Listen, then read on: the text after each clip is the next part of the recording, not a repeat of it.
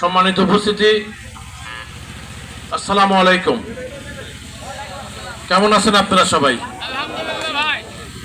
আজকে আসলে আমরা মূলত এসেছিলাম এখানে, ঘান্টু ভাই আমাদেরকে বলছিল যে একটা খাওয়ার ব্যবস্থা করবে আর কি। তো এখন এসে থেকে একটা মিটিংয়ের ব্যবস্থা করছে। তো যাই হোক, আমাদের ওইটা আসছে, আসলে মিটিংটাই আমাদের কাছে বেশি গুরুত্ব।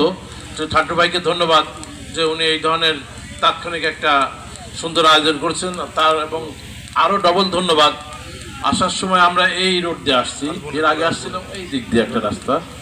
তো এই রাস্তার লাইটিংটা খুবই সুন্দর ও অভূতপূর্ব হয়েছে, আমার কাছে অদ্ভুত লাগছে। তো এই জন্যে আবারও ধন্যবাদ যারা এই লাইটিংটা কষ্ট করে করেছে, একটা দেখার মতো দৃশ্য তৈরি হয়েছে। তো যার কারণে এটা ঈদের একটা আনন্দের ভিতরেই পড়ে, খুশির ব্যাপার যাতে সুন্দর একটা লাইটিং এই গ্রাম অঞ্চলের ভিতর হয়েছে, যেটা এই ধরনের লাইটিং এরকম একটা রাস্তা দিয়ে এত সুন্দর করে করা, এটা পাবনার শহরেও হয়নি আমার জানা মতো, কোথায় কোনো রাস্তায় হয়নি। তো যাই হোক, তারপরেও দু একটা জায়গায় সুন্দর লাইটিং আছে। তো আমি বক্তব্য দীর্ঘায়িত করব না, রাত 10:15 বাজে, বক্তব্য দেওয়ার সময়ও নাই। আমাদের নেতা যে সুইট অনেক কথাই বলেছে। আপনারা জানেন যে বিগত এই 5ই আগস্টের আগে বিএনপি করার লোকের সংখ্যা খুবই কম ছিল। এখন এত বিএনপি এত বিএনপি এত বিএনপি যে কোনো জায়গায় সবাই বড় বড় মিটিং করে। কিন্তু এইটা যদি অনেক আগে হতো তাহলে এই ফ্যাসিবাদের পতন কিন্তু অনেক আগেই হয়ে যেত।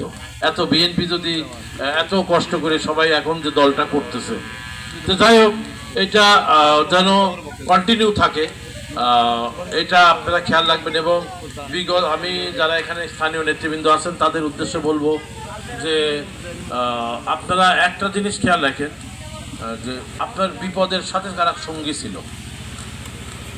আমি কাউকেই ফেলে দিতে বলতেছি না, সবাইকেই রাখেন, জনগণ, আপনার রাজনীতিগণ সবাইকে দরকার। এবং ইভেন বিরোধী পক্ষ যারা রয়েছে তাদের সাথেও আপনি সুসম্পর্ক রাখেন, কোনো সমস্যা নেই। কিন্তু আপনি সর্বপ্রথম যে খেয়ালটা রাখবেন সেটা হচ্ছে যে দলের দুর্যোগে, বিএনপির দুর্যোগের সময়, কঠিন সময় কারা আপনার পাশে ছিল, বিএনপির সাথে ছিল, এদেরকে ফার্স্ট প্রায়োরিটি দিতে হবে। প্রথম চেয়ারে বসবে সে যত দুর্বল লোক হোক, যত নিরীহ লোক, সে এক সংখ্যায় একজন হোক। আমার 1000 লোক দরকার নাই, আমার ওই একজন লোক দরকার। সেজন্য এখন মনে করছে যে 1000 লোক নিয়ে আসলে নেতা খুশি হয়ে যাবে, অত সস্তা না। বিশাল প্যান্ডেল করে খাই দাই করলো, একেবারে বিরাট ব্যাপার, অত সস্তা না। তো সেই জন্য আমরা যেহেতু সারা জীবন কষ্ট করে দল করছি, আমরা বিগত এই আন্দোলন সংগ্রামে আপনারা অনেকেই জানেন, এখনো ইউটিউব ফেসবুকে সার্চ দিলে আপনারা পাবেন আমাদের আন্দোলন সংগ্রামের কর্মসূচিগুলো। প্রায় একটানা আমরা 63টার মতো প্রোগ্রাম করছি, তাই না? 63টার মতো আমাদের প্রোগ্রাম করা আছে। সকালে করছি, আবার সন্ধ্যায় করছি। আওয়ামী লীগের হামলা, পুলিশের হামলা, র্যাবের হামলা, কি বলে বিজিবির হামলা, ডিবির হামলা, সমস্ত হামলাকে উপেক্ষা করে আমরা কিন্তু পালাইয়ে যায়নি, হারিয়েও যায়নি। এবং বাংলাদেশের একটা নজিরবিহীন ঘটনা, যেদিন 7ই জানুয়ারি নির্বাচন হয় সেদিনও রাত্রে আমরা মিছিল করছি। তো এটা বাংলাদেশে কোথাও হয়েছে কিনা আমার জানা নাই। এবং পরে কিছুক্ষণের ভিতরে আর্মি দিয়ে সব আসি ঘিরে ফেললো, আমাদের এলাকা দিয়ে, বাড়ি ঘর দিয়ে, একদম তছনছ অবস্থা। তো যাই হোক, সবাই তার সমান কষ্ট করে না, কেউ বেশি করে, কেউ কম করে, কেউ করেও না, কেউ সাথে থাকে, কেউ অন্যভাবে সাহায্য করে। আমরা ওই প্রসঙ্গে যেতে চাই না। কিন্তু দলের যারা নিবেদিত প্রাণ, দলের যারা ত্যাগী এবং পরীক্ষিত কর্মী, এদের ব্যাপারে নো কম্প্রোমাইজ, কোনো আপোষ নয়। এরা আগে, তারপরে সবাই সাংগঠনিক প্রশ্নে।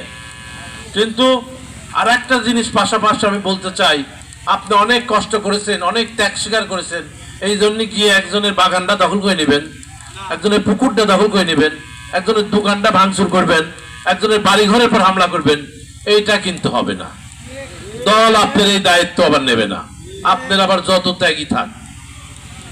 তো আমার বিশ্বাস, যারা ত্যাগী নেতাকর্মী, যারা দলের পরীক্ষিত নেতাকর্মী, যারা আন্দোলন সংগ্রামের পরীক্ষিত সৈনিক, তারা এই ধরনের কাজ করবে না। এগুলো হাইব্রিড লোকজনের কারণেই হয়ে থাকে, হয়তো বা একজন তার সামনে থাকে আর সব হাইব্রিডগুলো এই কাজ করে। তো সেই জন্য আমি বলবো যে একজনের পুকুর আছে, আপনি যা মাছ ছাড়িতে বলবেন দেশের পরিবর্তনে পুকুর আমার, এটা কিন্তু এই রাজনীতি কিন্তু বিএনপি করে না। আপনারা দয়া করে এটা মনে রাখবেন। মানুষ যেন বলে যে যে কোনো সময়ের চেয়ে আমরা এখন ভালো আছি, আগের চেয়ে আমরা এখন ভালো আছি, শান্তিতে আছি, নিরাপদে আছি। এলাকাবাসী, দেশের জনগণ, এই এলাকার মানুষ, এরা কয় নম্বর ওয়ার্ড মালিক আছে? 8।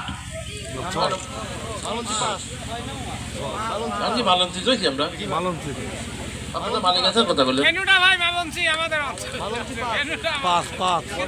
তারপরে আমরা মালিক আছেই বলবো, মালিক আছে দর পাইছি। আচ্ছা যাই হোক, মালিক আছে আর মালঞ্চি। আর এই যে ওয়ার্ডটা, এই এলাকা, এই এলাকার মানুষ যারা বসবাস করে, শত শত না হাজার হাজার মানুষ আছে, নারী এবং পুরুষ।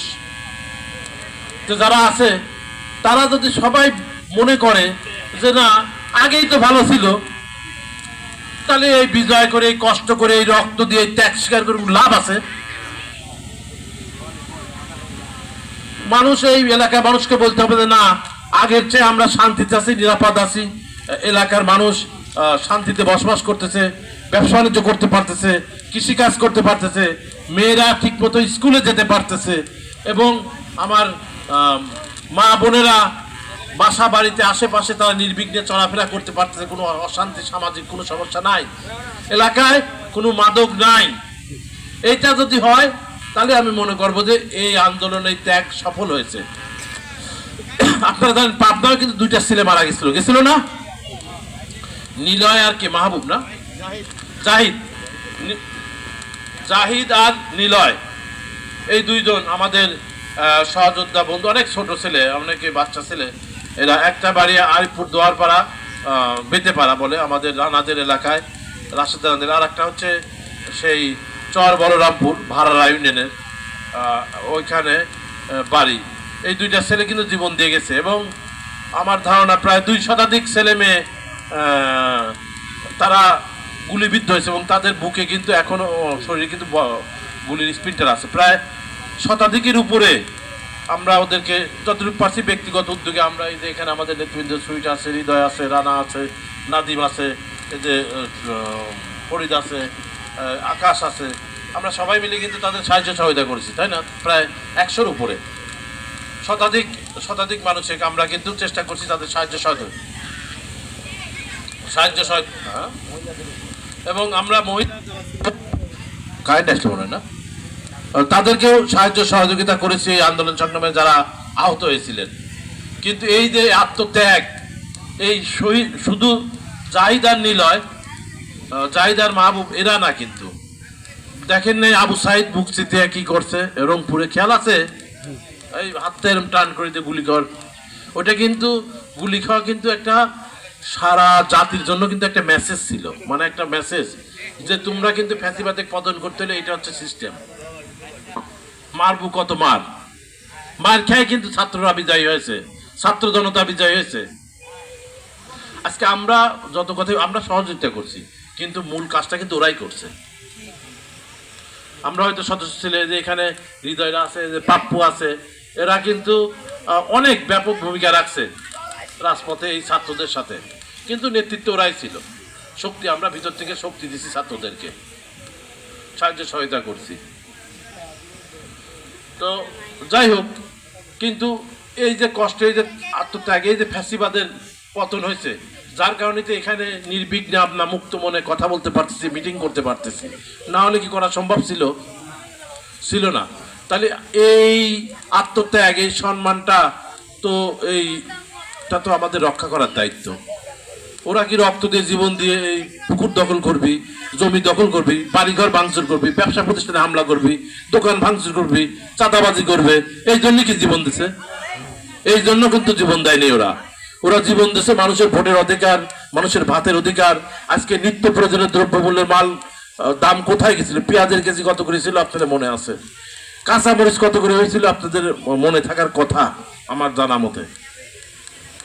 এমন কোনো জিনিস নাই যে মানুষের দ্রব্যমূল্য নাই, যে ক্রয় ক্ষমতার বাইরে নাগালের বাইরে চলে গেছিল। সাধারণত আমরা যারা সমাজে বসবাস করি, কয়জন মানুষ সচ্ছল আছে? হয়তো 100 জনের 20 জন 80 জনে কিন্তু কষ্ট করে সবাই চলি আমরা। এই এদিক সেদিক করে হয়তো একটু হাওলাত করে একটু ম্যানেজ করে, বা ওইটা আবার পরে আর একটা কাজ করে শোধ দেওয়া, এইভাবে কিন্তু আমরা সব আমাদের পরিবারগুলো চলে কিন্তু। এবং মনে হয় যে বাড়ি দেখলে পাকা, টিন দেখলে তারা দেখেন যা, তারাও কষ্ট করেই চলে। সংসার চালাতে কিন্তু তারা হিমশিম খাইছে।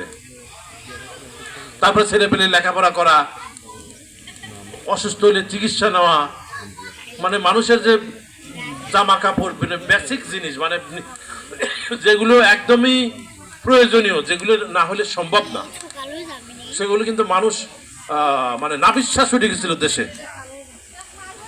তো যাই হোক, আল্লাহর অশেষ রহমতে এই ফ্যাসিবাদ খুনি হাসিনা সরকারের পতন হওয়ার পরে সেই জিনিসটা অনেকটা কিন্তু এখন সহনীয় পর্যায়ে আসছে। আপনারা দেখছেন এখন কিন্তু দ্রব্যমূল্য কিন্তু অনেক সহনীয়, প্রত্যেক জিনিসের দামই কিন্তু নিম্নমুখী, গুন্ডা আর বাড়ে নেই, উঠছে, আল্লাহ মানে নিচেই নামছে। তো সেই জন্য এখন এতটুকু পর্যন্ত হয়েছে। এখন তারপরে যদি মানুষ ব্যক্তিগতভাবে সামাজিকভাবে বসবাস করতে যদি সমস্যা হয়, তাহলে কিন্তু এগুলো ভুলে যাবে। আপনি যদি শান্তিভাবে নাই থাকতে পারেন, চলতেই না পারেন, তো চালের দাম কম দেখি হবে, পাকা রাস্তা দেখি হবে, বাড়িতেই থাকতে পারেন না অত্যাচারে। তো এই জন্য এই জিনিসগুলো আপনারা কেউ প্রশ্রয় দেবেন না। আমরা এইগুলোর সাথে নাই, বিএনপি নাই, খালেদা জিয়া নাই, তারেক রহমান নাই, স্পষ্ট বক্তব্য। যারা এই কর্মকাণ্ডের সাথে জড়িত থাকবে তারা বিএনপির কেউ না, তারা এই দলের কেউ না। ওরা সন্ত্রাসী, ওরা চাঁদাবাজ, ওরা লুটেরা, ওদের সাথে বিএনপির কোনো সম্পর্ক নাই। বিএনপির কেউ নাম ভাঙিয়ে এগুলো করতে চাইলে আপনারা ধরে বাইরে রাখবেন, আর আমাদেরকে খবর দেবেন, আমরা আসবো পুলিশ আসার আগে। ওই আগের রাজনীতি আর থাকবে না, জোরদার মূল্যুত্তার। তো সেই জন্য আজকে যারা এই জায়গায় আমার দলের নেতা কর্মীরা রয়েছেন, তাদের উদ্দেশ্যে আমার কথাগুলো, যারা সাধারণ মানুষ আছেন তাদের জন্য না, যারা আমার দলের নেতা কর্মী রয়েছেন তাদের উদ্দেশ্যে বললাম। তো সেই জন্য এইখানে বিশেষ করে এই অঞ্চলে যারা রাজনীতি করেন, আমি কিছুক্ষণ আগেও একটা প্রোগ্রাম ছিল মালঞ্চিতেই, ওটাকে কি ভাই ভাই মোড় বলে মনে হয়, ওই মোড়ে ওইখানে এরকম 200 লোক ছিল আর কি, একটা অফিস উদ্বোধন করলো একটু। তো ওইখানেও এই সেম কথাগুলি বললাম যে একটা অফিস দিয়ে ব্যানার লাগায় আপনারা মনে করবেন যে এই জায়গায় মানে রাম রাজত্ব কায়েম করবেন, এইটা কিন্তু চলবে না। ওই বিএনপি আমাদের দরকার নেই। এত আগে অফিস ছিল না, লোক কম ছিল, বিএনপি চলছে, বিএনপি মিছিল করছে, মিটিং করছে, মায়ের খাইছে, কেস খাইছে, জেলে গেছে, হাসপাতালে গেছে, বাড়িঘর ভাঙচুর হয়েছে, দেশ ছেড়ে পলাইছে। তারপরে কিন্তু বিএনপি ধ্বংস হয় নাই। বিএনপি কিন্তু বাংলাদেশে টিকে ছিল, শত শত হাজার হাজার লক্ষ লক্ষ মানুষ বিএনপি করছে, বিএনপির কোটি কোটি সমর্থক রয়েছে। আমার মতো, ওই সুইটের মতো, ঠান্ডুর মতো, এই ফরিদের মতো, নাটুয়ের মতো 2-4টে কর্মী বিএনপি না থাকলে কিচ্ছু যায় আসে না। বিএনপি একটা সমুদ্র, অন্তত যেমন সমুদ্র থেকে যেমন এক বালতি পানি তুললে কোনো বোঝারও সুযোগ নেই। বিশেষ করে আপনি পুকুরই চেক করে দেখেন, যে পুকুর থেকে যদি এক বালতি পানি তুলে নেন, ওই পুকুরের কি বোঝা যাবে যে পানি নাই, পানি তুলে নেছে কেউ? তো বিএনপি এরকম অবস্থা। আমি থাকবো না, বিএনপি থাকবে। আমরা থাকবো না এখানে মঞ্চের নেতারা, এই মঞ্চের নেতাদের দেখে কেউ বিএনপি করে। বিএনপি করে জিয়া রহমান এক দেখে, এই দেশের মানুষ দানের শিশিক দেখে, খালেদা জিয়া এক দেখে, আমার চেহারা দেখে কেউ বিএনপি করে না। আমি বিএনপির একজন কর্মী, বিএনপির জন্য কাজ করি, এতটুকুই, এর বাইরে কিছুই না। তো সেই জন্য অনেক রাত হয়ে গেছে, বক্তৃতা দীর্ঘায়িত করতে চাই না। সামনে জাতীয় সংসদ নির্বাচনে প্রথমে আছে ইনশাল্লাহ, বিএনপির ইলেকশনে যাবে এবং একটা সুন্দর সুষ্ঠু নির্বাচন হবে। সেই নির্বাচনে আমরা যেন সবাই আমাদের বিএনপির প্রার্থীকে বিজয়ী করতে পারি, যাতে পাবনার উন্নয়নে আমরা ভূমিকা রাখতে পারি। সেই জন্য আপনারা সবাই একটু দৃষ্টি রাখবেন, কাজ করবেন। পাশাপাশি বিএনপিকে যেন কোনোভাবেই, কোনো মুহূর্তেই যেন এমন কোনো কাজ, আমি আবারও বলি, এমন কোনো কাজ করা যাবে না যেন আগামী নির্বাচনে তার প্রভাব পড়ে। কারণ কি, ধরেন যে এখানে যারা আছে বা আমি বা আমার সাথে যারা আছে, একটা কাজ করবি, ওই ওই ওই ওই বাড়ি থেকে ওই ঘটনাকে কেন্দ্র করে কিন্তু আরো 500 লোক জানবে, 100 লোক জানবে। তো এখনই এই অবস্থা, ক্ষমতায় তো যাই নাই, তো মানুষ ভোট দেবে আমাদেরকে? ভোট দেবে না। জনগণের আস্থা এবং ভালোবাসা অর্জন করতে হবে, তার মাধ্যম দিয়ে আমাদেরকে আগামী নির্বাচনে বিজয়ী হতে হবে। মনে রাখবেন, বিগত নির্বাচন আর যে কোনো নির্বাচন, আগামী নির্বাচন আকাশ আর মাটির যত পার্থক্য, কত পার্থক্য হবে। আমার ভোট আমি দেব, যাকে খুশি তাকে দেব। আপনি মনে করছেন আপনার বাড়ির ওয়াইফকে, আপনার বোনকে, মহিলাদেরকে সাধারণত আমরা পুরুষ শাসিত সমাজে সবাই প্রভাবিত করি, সেই সুযোগও থাকবে না। জোর করে ভোটলা, এই এলাকায় অমুক ভাই আছে, কয়া দিলেন 4 সেন্টার কভার, ওই সিন কিন্তু আর নাই। আমি নাম বলতে চাই না, আপনারা সবাই সমস্ত 2-4টি নামের সাথে জড়িত, চিনি এবং জানি সব এলাকাতেই, যে ওই ভাই আছে, আর চিন্তা নাই, এলাকা দখল, ভোট কেন্দ্র দখল। সেই দখলের কি আর সুযোগ আছে? একদম লাইন ধরে দাঁড়ায় সোজা হয় ভদ্রলোকের মতো ডাইনে বামে তাকানোর সুযোগ কিন্তু কম থাকবে না। আপনার ভোটটা আপনার দিয়ে আবার আস্তে করে চলে যাওয়া লাগবে না। তো সেই জন্যই জনগণ যদি আপনার প্রতি বিরক্ত থাকে, জনগণ যদি আপনার প্রতি খুশি থাকে, ইনশাল্লাহ তার জবাব কিন্তু তারা ব্যালটে দিয়ে দেবে। আপনার সামনে হয়তো প্রতিবাদ করার ক্ষমতা নাই, আপনার সামনে কথা বলার সাহস নাই, কিন্তু ওর একটা জায়গায় ক্ষমতা আল্লাহ দিয়ে রাখছে, দেশের সংবিধান দিয়ে রাখছে, দেশবাসী দিয়ে রাখছে। ওই ব্যালটে কিন্তু সিল মারে আপনাকে আউট করে দেবে, প্রমাণ করে দেবে যে তোর ক্ষমতা তুই দেখাইছিস, আমার ক্ষমতা আমি দেখাইলি, দেখ তোরা নাই রাখছিস।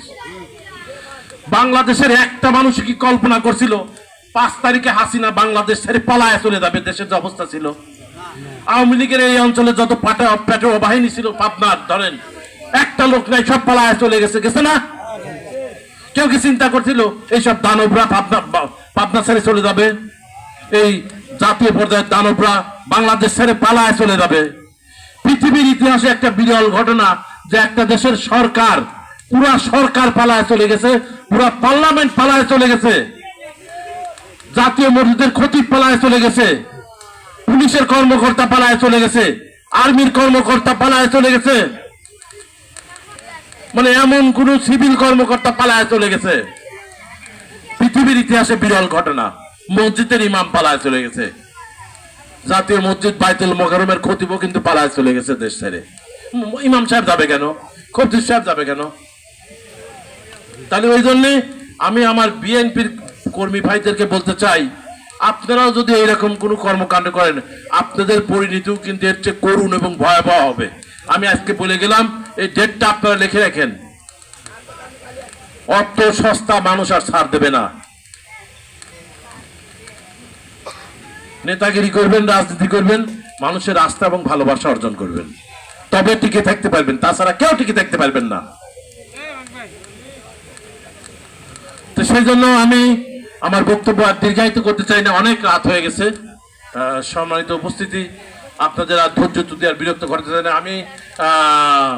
তারপরে সর্বশেষে সবার কাছে একটা দুঃখ প্রকাশ করি এবং ক্ষমা চেয়ে নেই যে আমার বক্তব্যে যদি কারো মনে কষ্ট বা দুঃখ লেগে থাকে, আমি ক্ষমা প্রার্থী। কারণ কি, আমি কাউকে ব্যক্তিকে উদ্দেশ্য করে বলি নাই, আমি আমার দলের নেতাকর্মীদের উদ্দেশ্যে বলছি, কারো ব্যক্তিগতভাবে টার্গেট করে আমার বলার উদ্দেশ্য না।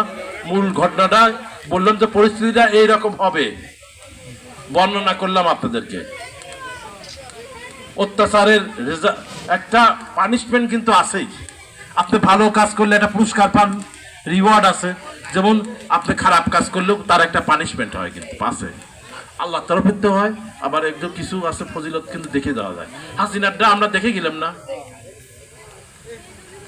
চোখের সামনে দেখলাম কি পরিণতিটা। ওই দলই নিষিদ্ধ হয়ে গেছে, আওয়ামী লীগ, জানেন তো। তাহলে এমন অপকর্ম করছে, শত শত না, হাজার হাজার মানুষ কিন্তু বন্দুকের গুলির সামনে দাঁড়ায় জীবন দিয়েছে, হাজার হাজার মানুষ। তা আপনার মানুষের বাড়ি ভাঙার জন্য, বাড়ি দখল করার জন্য। তো যাই হোক, অনেক কথাই হলো, আর বক্তৃতা আর দিতে চাই না। এমনি বক্তৃতাও না, একটু সাধারণভাবেই কথা বললাম আপনাদের সামনে, রাজনৈতিক কোনো বক্তৃতা দেই নাই। তো তারপরেও আমরা চাই বাংলাদেশটা একটা সুন্দর শান্তিময় একটি দেশে পরিণত হোক, একটা ইনসাফের রাষ্ট্র হোক, ন্যায় বিচার আসুক। আমি অন্যায় করলে আমি তার সাজা ভোগ করব। আপনি সরকারি দল করেন, বিএনপি করেন, ধরেন আমি বিএনপির কথাই বলি, অন্য দলের, আমি বিএনপি করি, আমি যা খুশি তাই করবো, আমার কোনো সমস্যা নেই। আমার নামে কেস হবি না, আমার কোর্টও নাই, আমার বিচারও নাই, কিছুই নাই। এটি কি দেশ চলবে? চলবে না। তাহলে আইনের শাসন থাকতে হবে, অপরাধ যেই করবি তাকে আইনের আওতায় থাকতে হবে, নাহলে সমাজে এমন অশান্তি এবং বিশৃঙ্খলা হবে, মানে এর কোনো অশান্তির শেষ থাকবে না। হানাহানি, কাটাকাটি, মারামারি, খুনাখুনি শুরু হবে। তো সেই জন্য সমাজে যদি শান্তি থাকে, সবাই শান্তিপূর্ণভাবে আমরা সহ অবস্থান করতে পারবো, একসাথে বসবাস করতে পারবো। ওই জন্য দয়া করে এলাকার যারা মুরব্বী রয়েছেন, এখানে যুবক ভাইয়েরা রয়েছেন, ছাত্র ভাইয়েরা রয়েছেন, আপনারা সবাই মিলে আপনাদের নিজেদের এলাকাটাকে সুন্দর রাখার দায়িত্ব আপনাদের, আমাদের না। আমরা আপনাদের সহযোগিতা করবো, আমি আবারও বলছি, কিন্তু প্রধান এবং প্রথম দায়িত্ব কিন্তু আপনাদের, আপনাদের নিজের এলাকাটা সুন্দর রাখা। আর বেশি নিজেদের ভিতরেও যারা আছে সবাই দলাদলি না করে একসাথে ঐক্যবদ্ধ হয়ে থাকার চেষ্টা করে। এটা আপনার নিজের জন্য মঙ্গল, দলের জন্য মঙ্গল, এলাকার মানুষের জন্য মঙ্গল। বিএনপির দুই গ্রুপ হয়ে যদি এখানে কুস্তাকুস্তি করে, তো এলাকাটা কি ভালো থাকবে? ভালো থাকবে না, অশান্তি তৈরি হবে, মানুষ বিরক্ত হবে নি বিএনপির পর। আপনি মনে করতেছেন আমি ওইরে 4টে ফাটাইছি, আমি জিতে গেছি, ওইরে 2 জনে বাড়ি ভেঙে দিয়েছি, 3টে দোকান ভেঙে দিয়েছি, আমার বিদ্যার কথা কর লোক নাই, কিন্তু বিএনপির তেজটা কিন্তু মারা গেছে। সরি টু সে, আসলে আমার ভাষাটা হয়তো ভুল হলো। তো যাই হোক, বিএনপির ক্ষতিটা হয়ে গেছে। তো এই ক্ষতিটা আল্লাহর ওয়াস্তে দয়া করে আপনারা কেউ করবেন না বিএনপির। ওই বিএনপি মানে আমি যদি করি এই বিএনপি, আমার মতো বিএনপি দরকার নাই। তো যাই হোক, সবাইকেই আবারও ঈদ উল আজহার শুভেচ্ছা, কুরবানির ঈদের শুভেচ্ছা। কুরবানির যে ত্যাগ, এটা আপনারা সবাই জানেন। আমাদের প্রিয় নবী হযরত ইব্রাহিম আলাইহিস সালামের তার সন্তানকে কুরবানির মধ্য দিয়ে কিন্তু আজকে এই কুরবানির প্রথাটা আমাদের আল্লাহ সুবহানাহু ওয়া তাআলা চালু করছে। এই ত্যাগ যে স্বীকার করা, এই ত্যাগের মহিমায় যেন আমার মহিমার্থ হই, এটাই আপনাদের কাছে আমার সর্বশেষ প্রার্থনা, অনুরোধ থাকবে যে ত্যাগ স্বীকার করার মতো মানসিকতা রাখতে হবে। এটা কিন্তু ত্যাগের ঈদ, কুরবানির ঈদ। মানে মানুষ কুরবানি দেওয়ার কথা বলা চললো এবং দিছিল উনি।